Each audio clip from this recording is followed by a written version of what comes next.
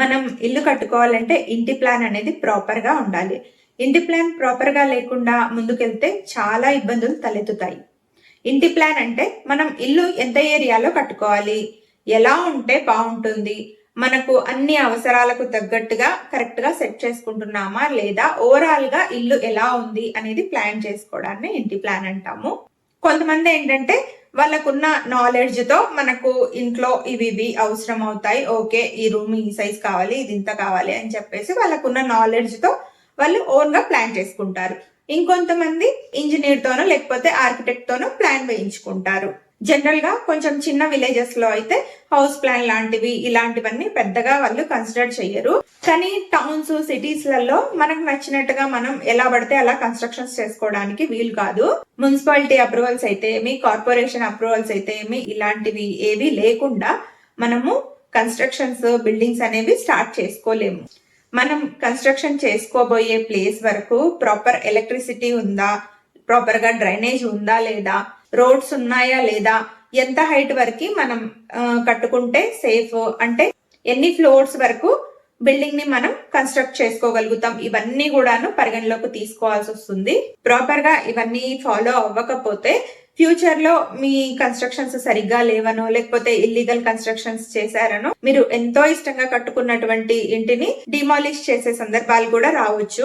కాబట్టి కన్స్ట్రక్షన్స్ చేసుకునే ముందు పక్కాగా హౌస్ ప్లాన్ చేసుకొని వాటికి అప్రూవల్స్ తీసుకొని ఆ తర్వాతే కన్స్ట్రక్షన్స్ చేసుకోవడం మంచిది. మరి హౌస్ ప్లాన్ కరెక్ట్ గా ఉందా లేదా అనేది మీరు చెక్ చేసుకోవాల్సి ఉంటుంది. వాటికి సంబంధించే కొన్ని పాయింట్స్ ఈ వీడియోలో మీకు చెప్పబోతున్నాను. అలాగే మీరు ఇంటి స్థలాలు కూడా కొనుంటారు కదా, వాటికి సంబంధించి డాక్యుమెంట్స్ ని కూడా ఎలా చెక్ చేసుకోవాలి అనేది పూర్తి వీడియో మన ఛానల్లో ఉంది, ఒకసారి చెక్ చేయండి. అలాగే ఇంటికి సంబంధించిన చాలా వీడియోస్ కూడా మన ఛానల్లో ఉన్నాయి, మీకు ఉపయోగపడొచ్చు. హలో అండి, అందరికీ నమస్తే, వెల్కమ్ టు జయంతిస్ వరల్డ్. ఇక ఇంటి ప్లాన్ గురించి మాట్లాడుకుంటే, హౌస్ ప్లాన్ అనేది మనం గీసుకోవాలనుకున్నా లేదంటే ఆర్కిటెక్ట్ దగ్గరికి వెళ్ళి హౌస్ ప్లాన్ గీయించుకోవాలన్నా మన మైండ్ లో చాలా క్వశ్చన్స్ తిరుగుతూ ఉంటాయి.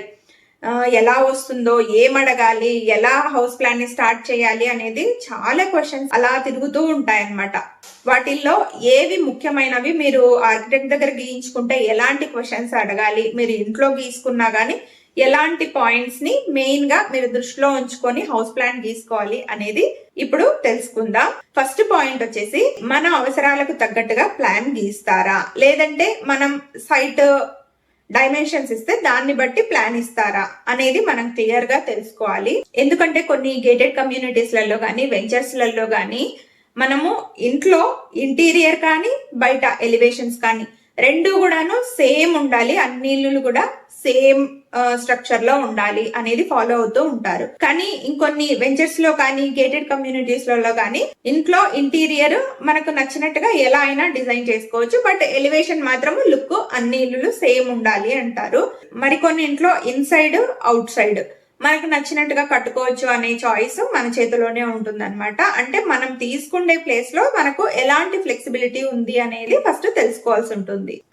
దాన్ని బట్టి ఇంట్లో ఎంతమంది ఉంటున్నారు, ముగ్గురా లేక నలుగురా, 5 మంది ఉంటారా, దాన్ని బట్టి మీకు సింగిల్ బెడ్రూమా, డబుల్ బెడ్రూమా, ట్రిపుల్ బెడ్రూమా, లేదంటే G+1 డూప్లెక్సా, విల్లాసా, మీకు హాల్ సైజు పెద్దగా వేసుకోవాలా, కిచెన్ సైజు పెద్దగా వేసుకోవాలా, లేదంటే కిచెన్ సైజు చిన్నగా వేసుకొని బెడ్రూమ్స్ పెంచుకోవాలా, ఇలా మీకు ఏవైతే ఐడియాస్ ఉన్నాయో ఆ ఐడియాస్ అన్నింటినీ కూడా క్లియర్ గా మీరు చెప్పారంటే దాన్ని బట్టి మీకు హౌస్ ప్లాన్ అనేది కరెక్ట్ గా గీసి ఇస్తారు. నెక్స్ట్ సెకండ్ పాయింట్ వచ్చేసి, న్యాచురల్ వెంటిలేషన్ అనేది ప్రాపర్ గా ఉండాలి అండ్ సన్లైట్ కూడా కరెక్ట్ గా ఇంట్లోకి మనకు వచ్చేలా ప్లాన్ చేసుకోవాలి.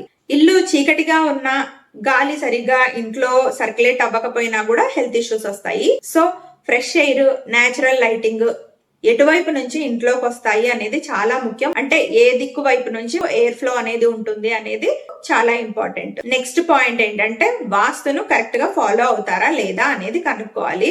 హిందూస్ అయితే కంపల్సరీగా వాస్తుని పరిగణలోకి తీసుకుంటారు.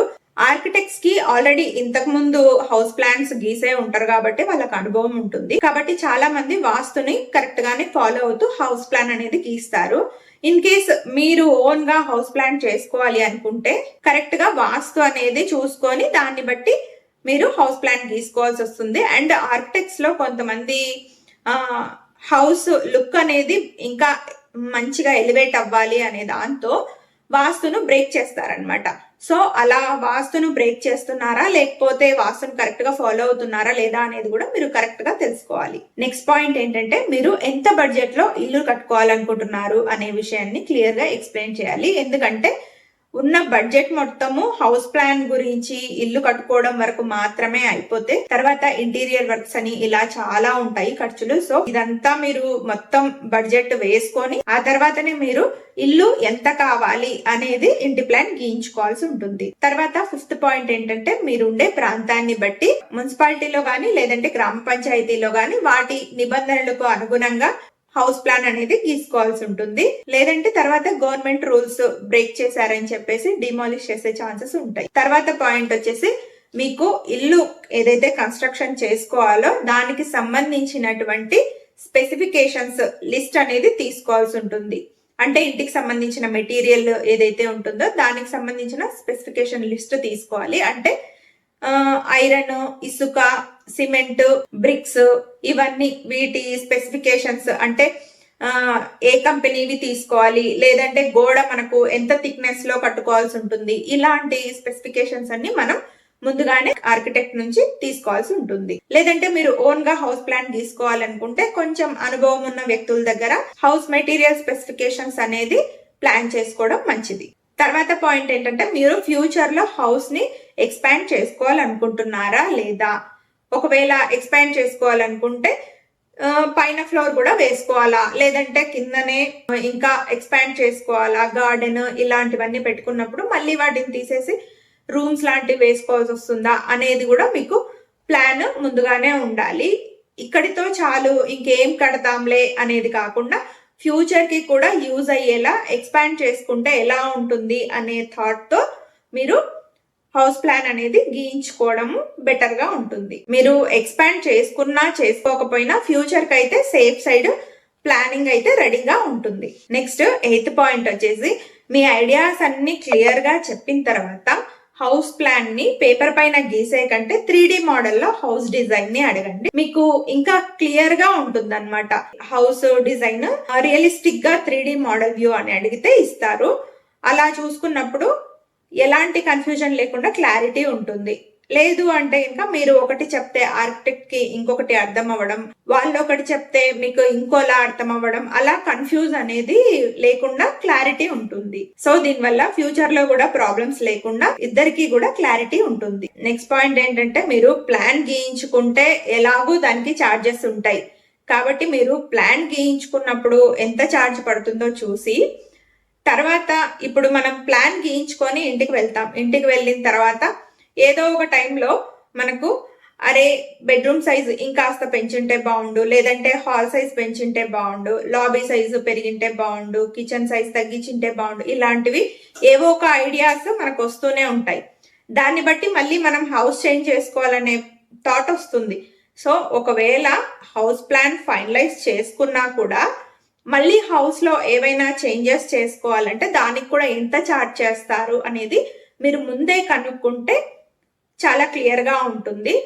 ఏదైనా సరే ట్రాన్స్పరెన్సీ అనేది చాలా ఇంపార్టెంట్. తర్వాత లాస్ట్ ఇంపార్టెంట్ పాయింట్ ఏంటంటే చాలా మంది ఆర్కిటెక్ట్స్ సైట్ వచ్చి చూడాలి అని అనుకోరు. జస్ట్ డైమెన్షన్స్ మనం వాళ్ళకి ఇస్తే దాన్ని బట్టి మీకు ప్లాన్ గీసిస్తారు. అలా కాకుండా రిక్వెస్ట్ చేసైనా సరే మీరు సైట్ ని ఒకసారి విజిట్ చేయండి అని చెప్పి ఒకసారి విజిట్ చేయిస్తే ఇంకా బెటర్ గా వాళ్ళు ప్లాన్ గీస్తారు. ఎందుకంటే అన్ని బిట్స్ కూడాను కరెక్ట్ గా ఎగ్జాక్ట్ స్క్వేర్ గా రెక్టాంగిల్ లోనే ఉండవు. కొన్ని కార్నర్స్ ఎడ్జెస్ అనేవి ఎక్కువగా వస్తాయి. ఇంకా చుట్టుపక్కల ఇల్లులన్నింటితో పోలిస్తే కొంచెం హైట్ లెవెల్లో కూడా మీకు అప్స్ అండ్ డౌన్స్ ఉంటాయి. సో అందుకని విజిట్ చేసి తర్వాత ప్లాన్ గీసినట్లయితే క్లియర్ గా హౌస్ ప్లాన్ అనేది గీయించుకోగలుగుతారు. మీరు ఆర్కిటెక్ట్ ని అడిగి హౌస్ ప్లాన్ చేయించుకున్నా లేదంటే మీరు ఓన్ గా హౌస్ ప్లాన్ చేసుకున్నా కూడా ఇప్పుడు చెప్పిన పాయింట్స్ అన్ని కూడాను దృష్టిలో ఉంచుకొని మీరు ప్లాన్ ని రెడీ చేసుకున్నట్లయితే మీ డ్రీమ్ హౌస్ అనేది మీకు పక్కాగా ప్లాన్ రెడీ చేసుకోవచ్చు. దీనివల్ల తర్వాత వచ్చే ఎక్స్ట్రా ఖర్చును కూడా మీరు ఎస్టిమేట్ చేసుకునే ఛాన్స్ ఉంటుంది. అనవసరంగా చిన్న చిన్న ఇష్యూస్ కూడా లేకుండా మీకు మెంటల్లీ పీస్ఫుల్ గా ఉంటుంది. ఇలాంటివి ఇంకా మంచి మంచి వీడియోస్ కావాలనుకుంటే మన ఛానల్ ని లైక్ చేసి సబ్స్క్రైబ్ చేసుకోండి. మీ సపోర్ట్ వల్ల ఇంకా మంచి వీడియోస్ చేయాలనే ఇంట్రెస్ట్ కూడా వస్తుంది. సో మర్చిపోకుండా లైక్ చేయండి. ఏవైనా మీకు సజెషన్స్ ఉంటే కూడా కామెంట్ బాక్స్ లో చెప్పండి. చూసే వాళ్ళకి కూడా ఇంకా ఏవైనా నేను పాయింట్స్ మిస్ అయినా యూజ్ అవుతాయి. Thanks for watching.